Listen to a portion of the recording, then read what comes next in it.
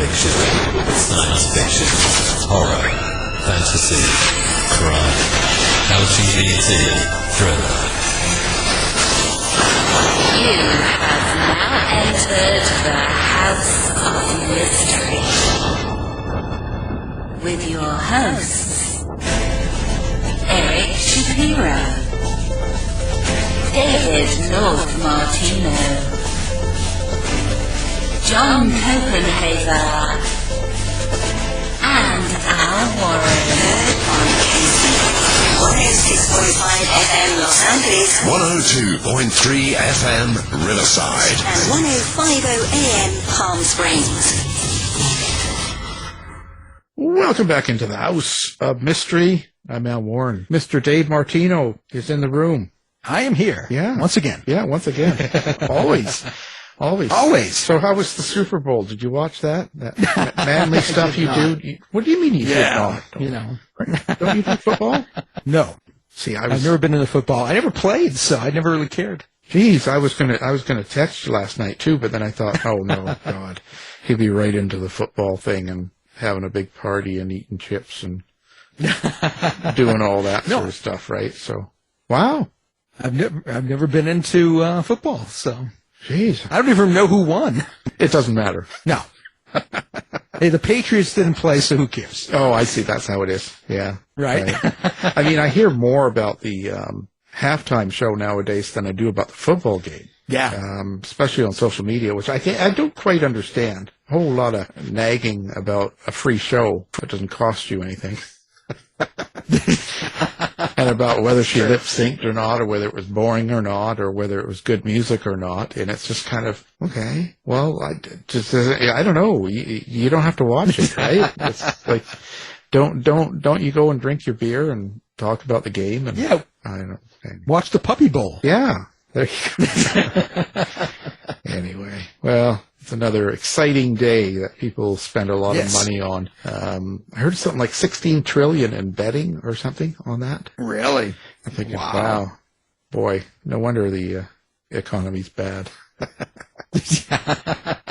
Anyway, I'm being silly. So now, another start of another week, and we have another great writer here. So, her last book is called Crystal Blue Murder. It's a mystery series. This is book 3, Detective Parrott. So let's talk to her about that. Saralyn Richards. So thank you for being here. Well, thanks for having me. I'm excited to be here. So, first of all, I noticed the name Parrott. Parrott, I guess, is what It's actually Parrott. Oh, okay. Because I was kind of looking at it, and because of the spelling, I'm thinking of a weapon. Isn't that the name of a rifle? Well, he's actually a nod to Agatha Christie's Hercule Poirot. Right. I kind of thought that, but. And he has a bird as a pet, so the parrot theme is kind of carried through the series.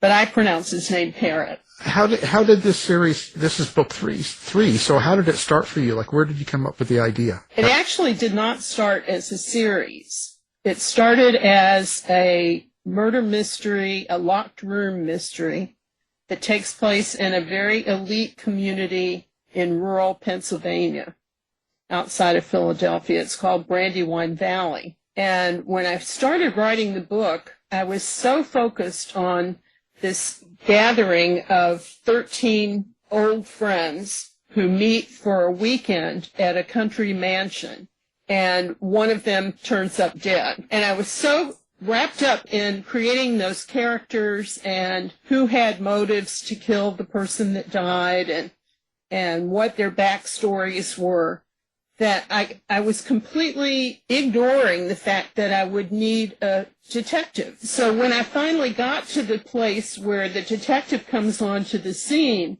I realized, Saralyn, this is your protagonist. And that was a big aha moment for me. And I had to really backtrack when I did revisions to make sure that he was front and center from the beginning of the book. So I never expected this to be a series, but when the book came out, it was Detective Parrott was extremely popular, and I got this big hue and cry of we need more Parrott, and that's how the series was born. So I hate to admit it because he's one of my favorite characters ever, but he was an afterthought. Well, that would only hurt his feelings. Right.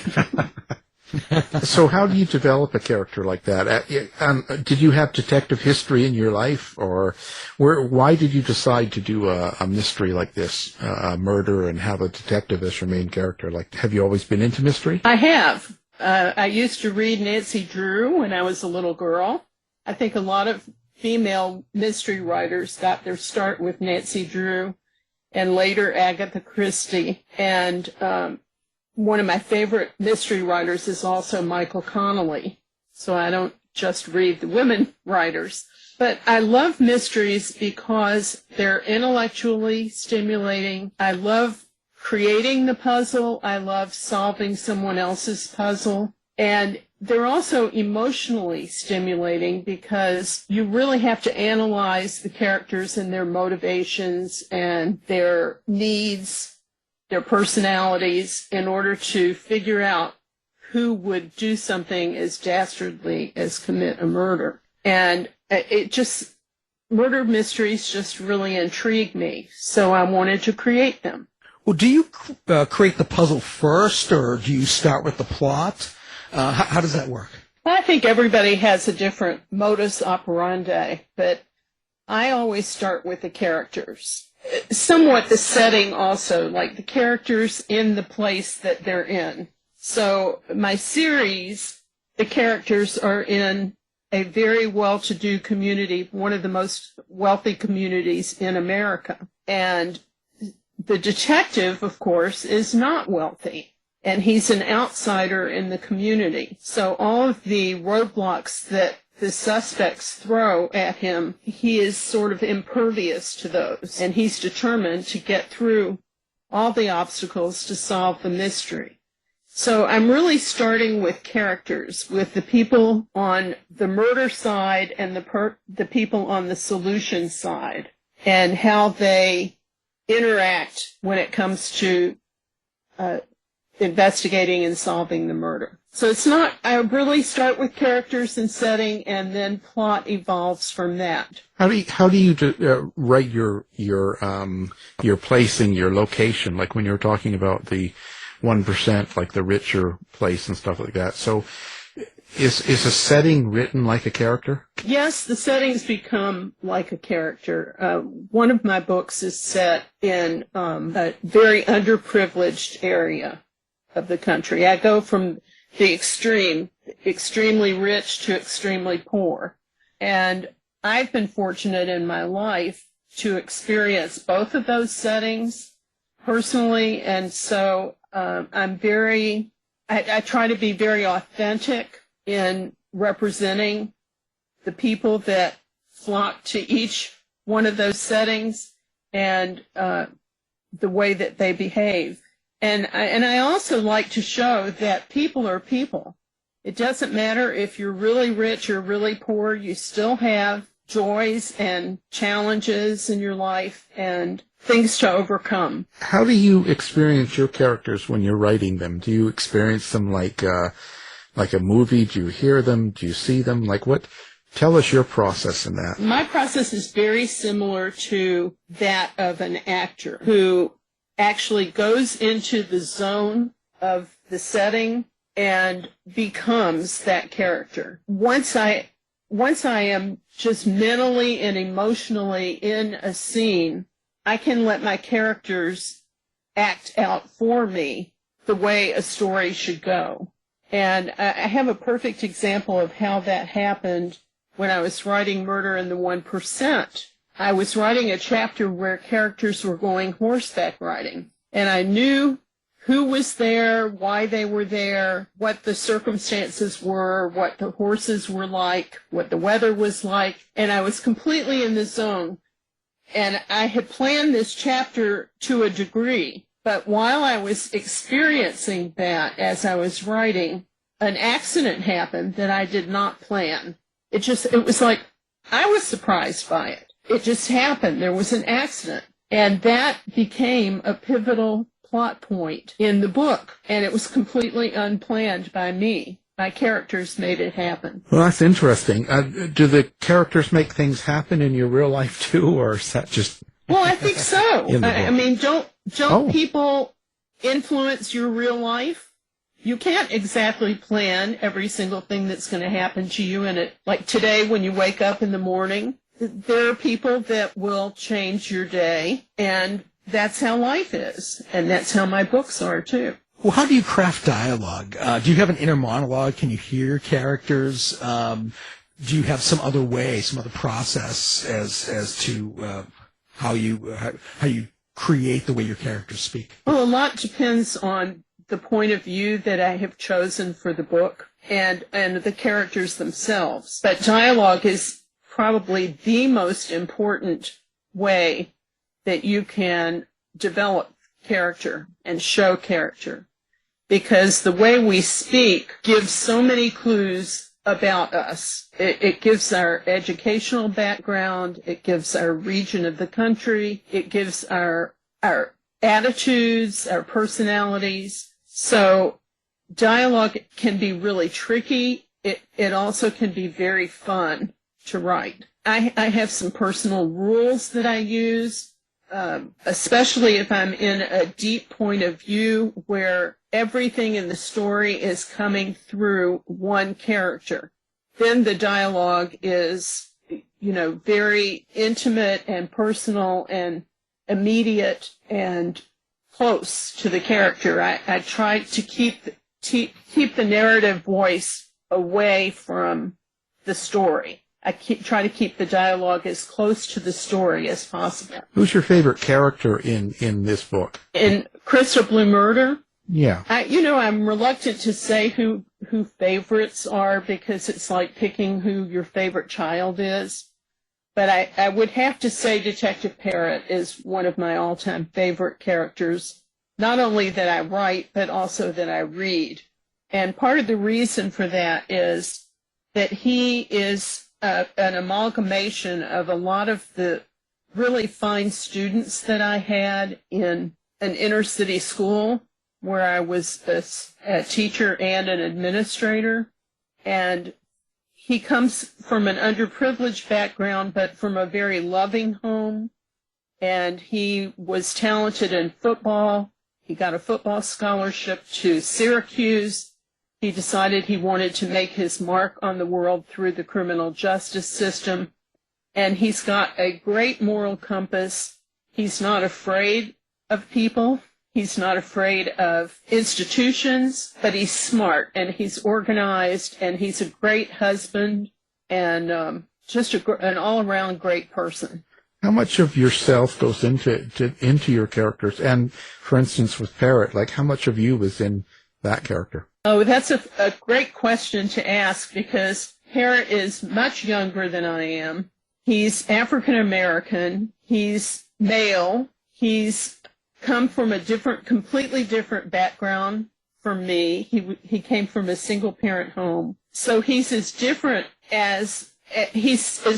from me in so many ways on the outside. But on the inside, he has to be a lot like me because I created him. And sometimes he thinks like me. He makes fun of himself sometimes. He's got a great sense of humor. When it comes right down to it, he cares a lot about people, and he's a very giving person. I think he does have a lot of me in him. But from the outside, you would say he's completely different. Well, when you're writing these books, these mysteries, so there is a killer amongst the crowd that you're writing. How do you get into the mind and dialogue of a killer and write in that aspect? Like, how do you put yourself into that place where you can clearly make it sound real? I've been asked many times, why do you write mysteries? How can you possibly write about violence when you're such a genteel lady? And I do find it very hard to put myself in the shoes of a killer, because I would never even fathom myself in that situation. And yet I have to put myself in that situation if I'm going to portray it accurately. And I guess of all the parts of writing, that's the part that I'm most uncomfortable with. There's a thriller that I wrote called Bad Blood Sisters, and I made some bad things happen to my main character, my point of view character. And I was so closely identified with her that I was making those bad things happen to me. And the killer in that book is a really bad dude. And I had a real hard time with him. I really struggled, but I got through it, and so did my character. Do you select your victims from people you know? No, not really. I don't. Oh, not really. Okay, so give us the names. Tell us what's really. We won't tell anyone. I'll admit that the thought has crossed my mind a few times, but I really don't. I don't have that much hate in my heart for anybody. Well, yeah. Some writers will say that they've, even if it's someone they know slightly, someone that just did something mean or said something bad to them someday or cut them off in line and stuff, they sometimes take that character and they end up as, a victim in their books. That's the revenge of the mystery writer. But yeah, that's it, So when you're writing these, but do you have a meaning in mind that you want people or readers to take away from the book besides the mystery or the entertainment value of the book? Yes, I always do. And that changes from book to book, depending on what the real topic of the book is. But one of the things that runs through all of my books is that humanity has more things in common than it has as differences. In other words, we're more alike than we are different from people. And I think the world would be a better place if everybody believed that and acted that way. I would like to think that people who read my books would have more tolerance and more respect, more understanding for people who might be different from the way they are. Yeah, but that doesn't always happen, though, does it? No, some people are just reading it for the mystery. Yeah, well, and I would imagine, okay, so your bad guy or bad girl, the person that's doing the bad thing in the book, in their mind, they probably think they're doing something that they're doing for a reason. They think it's correct. And that's quite often the hard thing to show, or to show it in the light where you're not making them look good, but you're just exposing kind of why they feel a certain way. I don't know if that makes sense, but really none of my characters are all good, and none of them are all bad either. And I think that's true of most people. Even the slimiest person may have some redeeming qualities. And even the very best person has some, demons, some things that plague him. Yeah, that's Dave. Yeah, exactly. Well, speaking of characters, how do you keep track of your characters, everything in a book or everything in a complete series, the continuity and all that stuff? Do you have a series or a set of tools or a process? Well, the more books I write, the harder it is to keep track of certain things. When I was writing the first book, I had a character sheet, like an Excel document. And I had hair color and eye color and other pertinent facts that I wanted to remember. I didn't want somebody to have gray eyes in Chapter 1 and green eyes in Chapter 21. And there are more things than that to have to remember. I will say that Microsoft Word in the search box has been a great boon, because if I want to go back and see, did I name somebody's wife in the first book? Did I give that person a name? Because that person is reappearing in my third book, and I don't want her to have a different name. So it's easy to go back with the search box and see, Google the guy's name and see if his wife was ever named. Things like that, or if his eye color was ever named. You write your dialogue. Do you write the characters in first person, or how do you? What point of view do you use in your books? Well, they're different, but I've never used first person point of view. I tried it a few times, and it seemed like I was saying the word I too many times. It was just awkward for me. I. And I guess I don't really enjoy reading first person as much as I do third person. And I think I'm able to do more with third person, especially close point of view or deep point of view, that it's also called. And so I've done some experimenting with that. And as my books have gotten, as I've written more and more books, I think my point of view has strengthened so that it accomplishes what I need to accomplish for that character who is telling the story. How did you get into writing? Like, what made you decide to go into writing, period, from your last career, which I believe you said you were teaching? I was an educator. An educator. So how did that come about? Well, I always wanted to be a writer. And when I was in high school, I had two teachers who saw that I had some talent and said, you need to be a writer. And one of them made me enter every writing contest that she could find. She assigned it to me as not a pass-fail either. She graded those assignments. I had to enter all of these contests, and I actually won them all. And I think that may have been a function of so few people entering contests. She really fired my desire to be an author. And I came home and told my parents, I'm going to be an author when I grow up. And they were like, no, you're not. That's not a real job. So when I went to college, my parents insisted that I get a teaching certificate so that I would have something to fall back on. In that day, that's the way parents talk to their daughters. And I didn't really want to be a teacher until I took student teaching and actually was in front of a class, and I really fell in love with teaching. It was a great career for me. I met a lot of families, a lot of students, a lot of fellow teachers. I was immersed in lives that were not my own, but I had influence in them. And I also became an administrator and a school improvement consultant. And all those years I tried to write, but I really didn't have the time to dedicate to sustained writing. So when I stopped doing all of the educational things, I decided it's now or never. Let's get started with this writing career. So I published my first book in 2013, and it was a children's book. And I published my first mystery in 2018.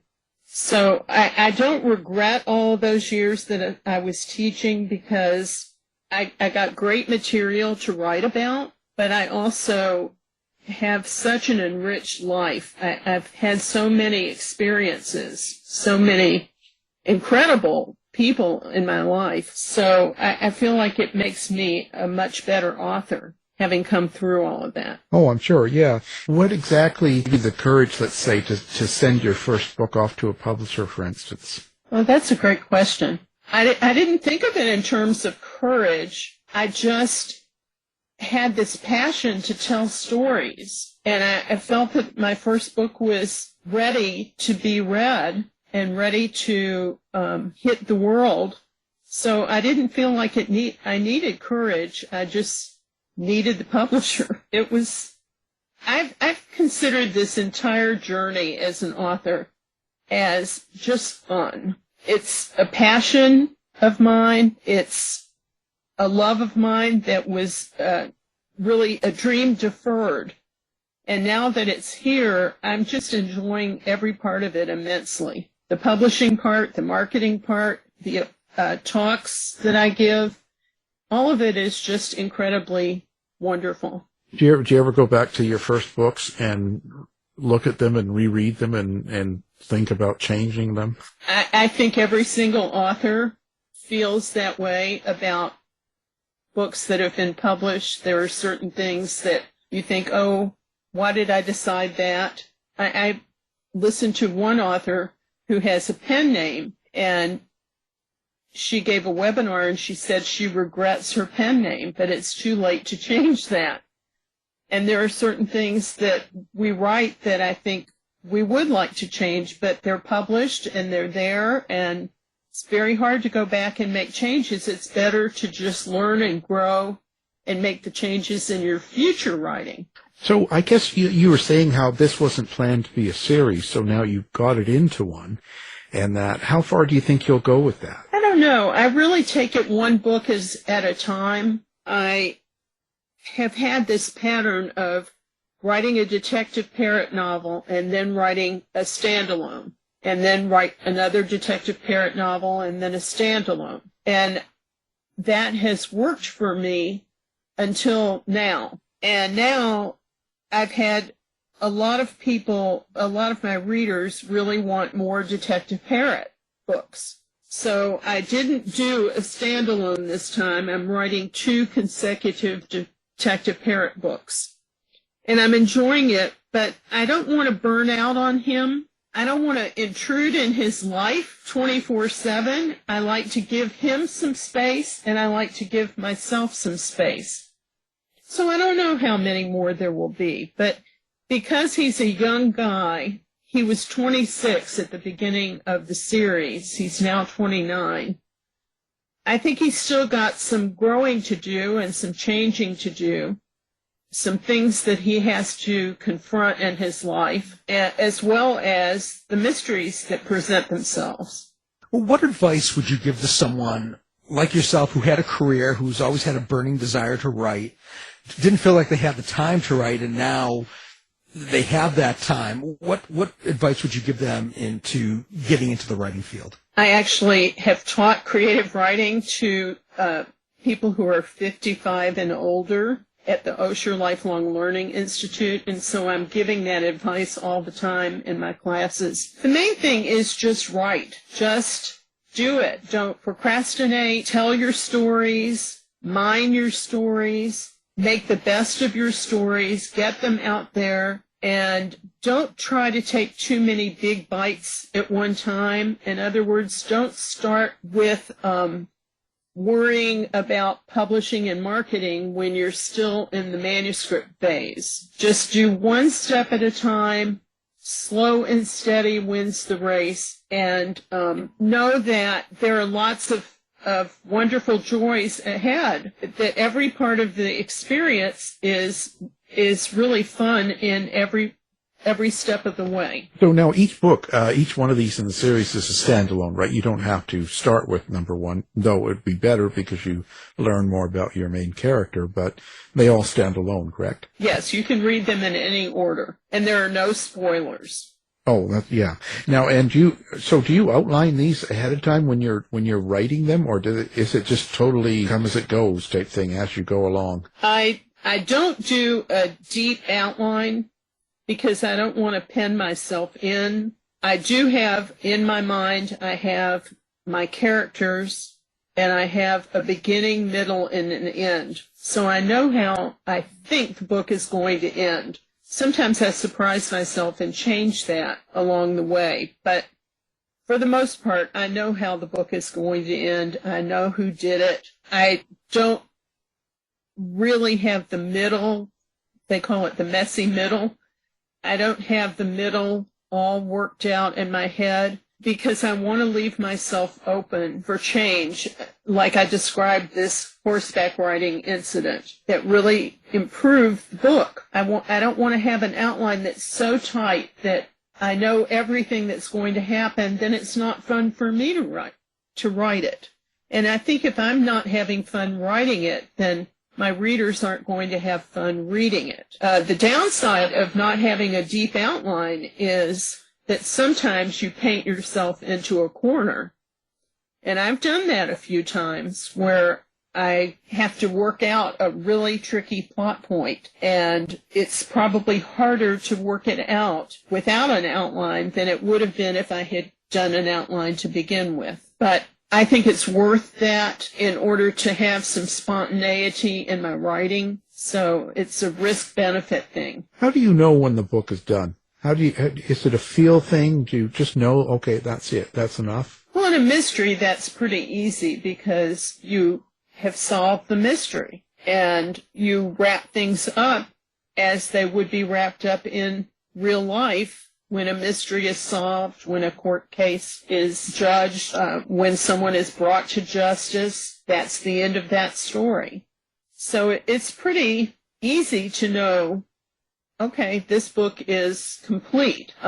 The harder part, I think, is pulling together all of the threads that you have created into a satisfying ending for the reader. And that can be tricky because you may have forgotten about a thread that you wrote in chapter 1 by the time you get to the last chapter of the book. Yeah.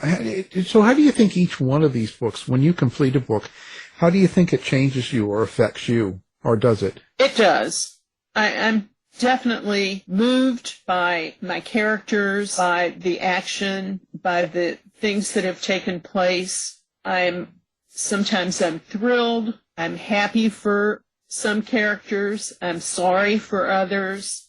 I'll say that the characters in my books are real people to me. They're as real as friends, neighbors, family. I think about them long after I've finished writing the book. Something will happen and I'll think, what would Preston think about this? And it's just like in real life. So I think that what they go through, I vicariously go through, and what lessons they learn, I also learn. And how much research do you do for one of these? And in the sense of like even the type of murder, or maybe, if they use like a type of poison or stuff like that, or maybe the slang language or location that you're in or timing.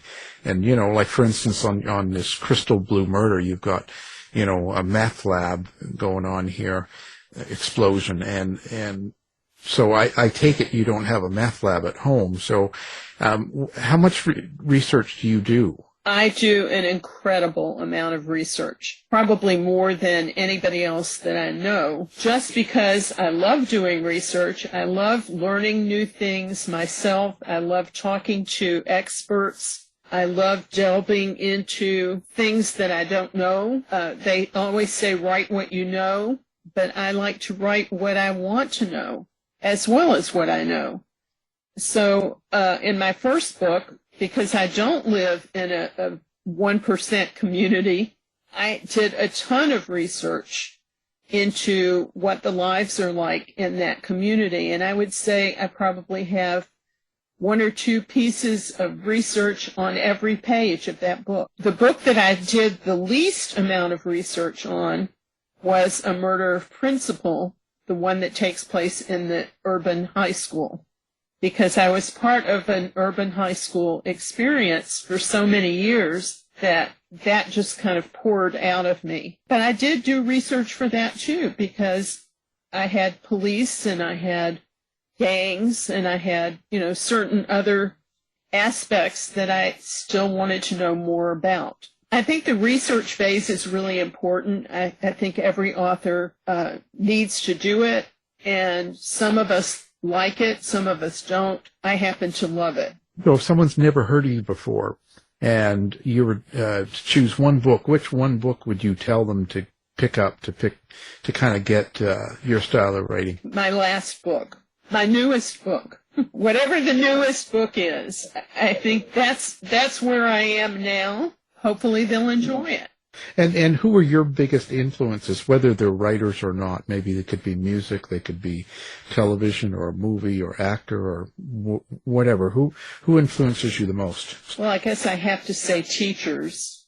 I've had some incredible teachers whom I admire and respect and try to emulate. One of my favorite writers is John Irving, and what I totally admire about him is that he was unafraid to write the craziest, implausible plots, but really lively characters that for the milieu that he's presenting work. And so his books are quirky and strange and fun and deep.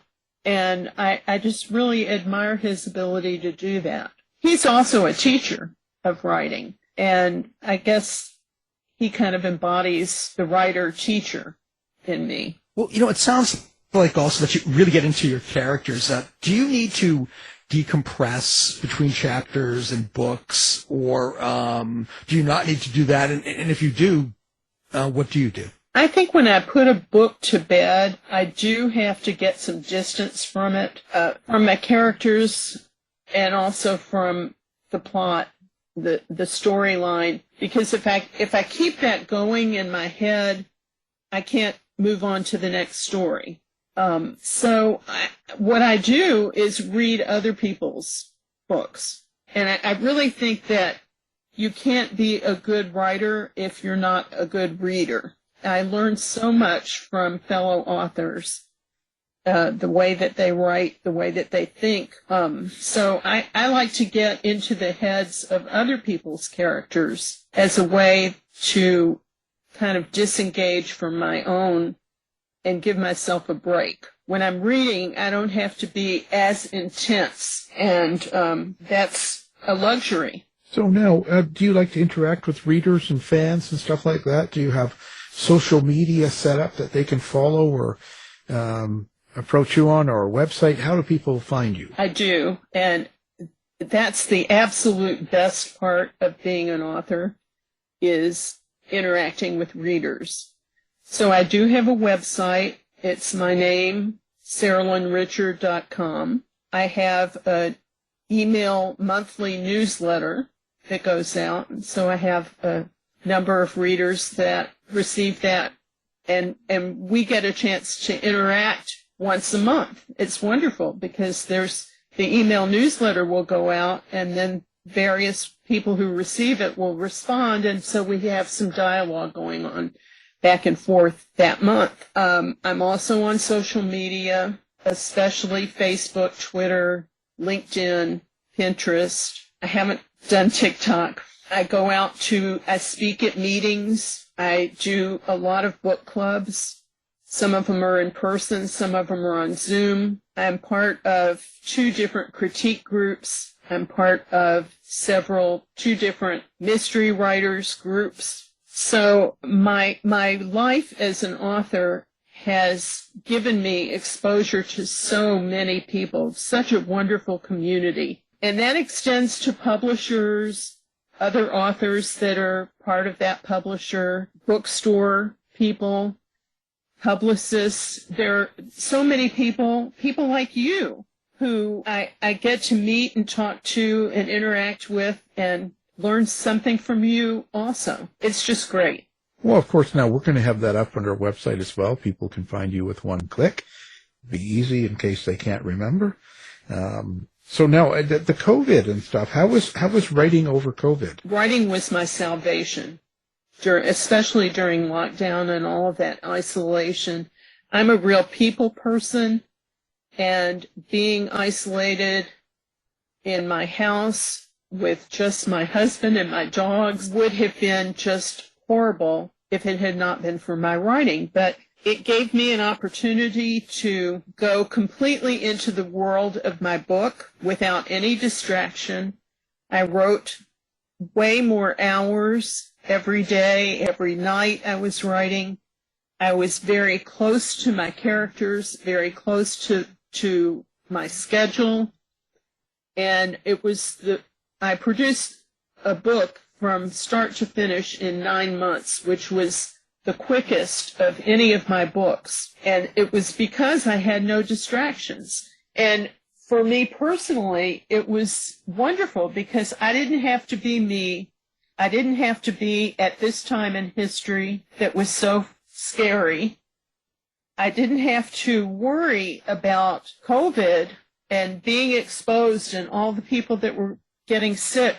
I could be in the world of my book doing something else, being someone else, and it was a great distraction. So in a way, kind of an escape and stuff. Do you think that the kind of the fear or the darkness or the unknown like that's going on outside of where you live and stuff, do you think it seeps into the writing? And does it get a little darker, you think, in your writing? That's a good question. I try not to let that happen. The book that I wrote during COVID was a thriller, and so it was my darkest book of all the books. But I don't think that COVID is really why, because I really blocked out COVID when I was doing that writing. I think a lot of people read to escape from the world's problems, the sadness on the nightly news. People want a break from that, and that's why they read, a lot of people. So I want to be able to give my reading audience what they need in being entertained and educated and introduced to new ideas and new people through my book. So what a good conversation. Thank you for being here. The book is Crystal Blue Murder, and the author's been our guest, Saralyn Richards. So thank you for being here. Well, thank you so much, and I loved your questions. Thanks, Saralyn. You've been listening to the House of Mystery radio show. To find out more about our guests, hosts, or shows, go to www.houseofmystery.com. Show's over for now. Was it as good for you as it was for me? Yeah. Good night. This has been a production of Something Weird Media. I'll be back.